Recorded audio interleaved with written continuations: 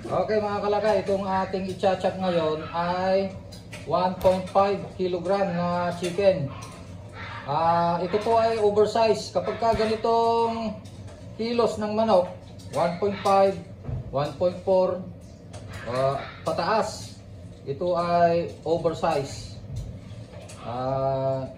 Hindi po magandang pang chicken, pero kung ganito ang chicken ninyo, ang manok ninyo na oversize, pero mura naman, ay maganda rin kaysa dun sa good size na mahal. Kaya dun tayo sa mas mura. Kaya ito, papakita ko sa inyo kung paano ang mag-chop ng oversize 1.5. Yan. So ang ating target ngayon na ating grams na kukunin, bagaman wala tayong digital weighing scale ngayon dahil ginagamit doon sa labas, nagchachap po kasi yung aking taga-chop, tantsahin ko na at ito ay kabisado ko na. So itong 1.5 magiging 20 to 21 pieces. Yan po yung ating target. Yan po yung binibenta natin ng 25 pesos. So yan, so i-try natin kung makuha natin yung target na sizes. So itong ulo kasi kapag kayo ay kumukuha ng supply ng manok, kapag ka may ulo, ibig sabihin ay bagong dress po ito. Live na kinuha ng ating supplier, nagbababa sila ng mga live at sila nga ang nagdi-dress. Kaya may ulo. Ito yung talagang fresh na fresh. Walang hinalong mga pang-preserve. Walang chemical, talagang fresh na fresh po ito. Unlike doon sa mga branded na sinasabi nilang chilled. Yung chilled po kasi walang ulo. Yan, walang ulo yung chilled. Galing sa mga mall o di kaya yung mga branded na manok ng mga supplier. So ito, i-cut na po natin para mabilis. Yan, tinanggal ko po yung ulo pero hati lang. Hindi buo yung ulo kasi binibinta lang namin ng tagsa-10 kaya hindi buo. Kaya yung ulo tsaka liig dalawang piraso yan. Yan o. Yan. So, yan po yung ulo. Malaking manok po ito. 1.5 talaga.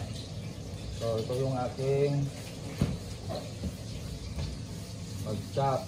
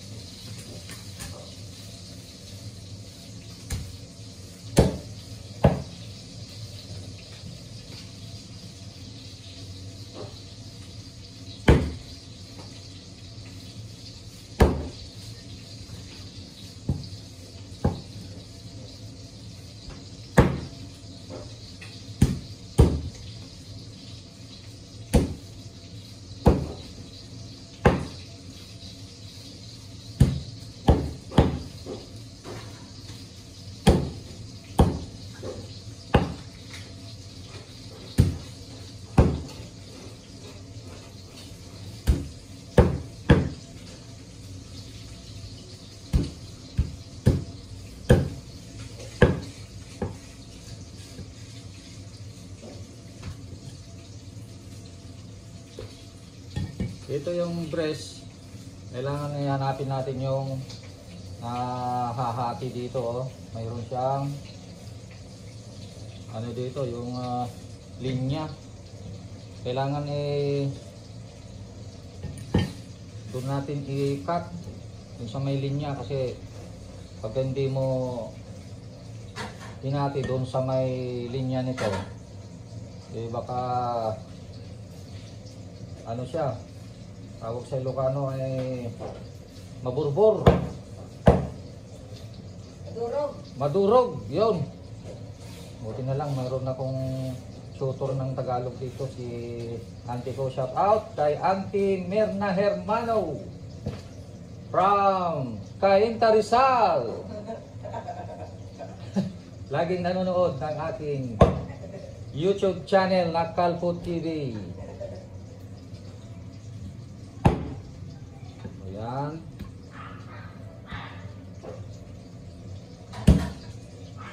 Kung sa bagay po, kanya-kanya po ng style ng pag-chop. Kaya, kung ano yung nakasanayan ninyong style ng pag-chop, yun ang gawin ninyo.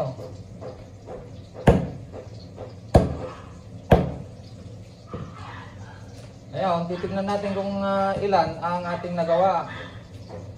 Yan. Kailangan siguro ng isa pang bowl.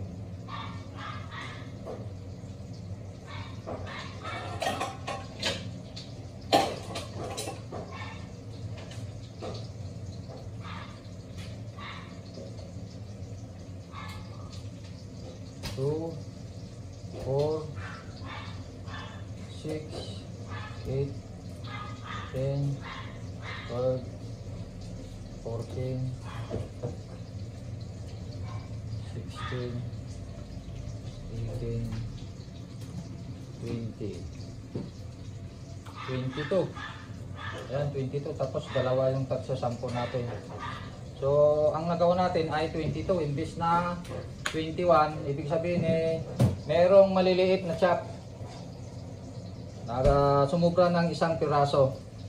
Ganun pa man, okay lang yon. Kapag sumubra o kumulang ng isa, ayos lang po yun. Ganun talaga. Hindi naman po tayo perfect.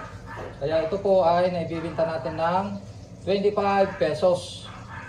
Ngayon, magkano ang mapagbibintahan nito? Siyempre, pag 25, pagka 22, ay around 550 pesos ang mapagbintahan po nito. Okay? Salamat po.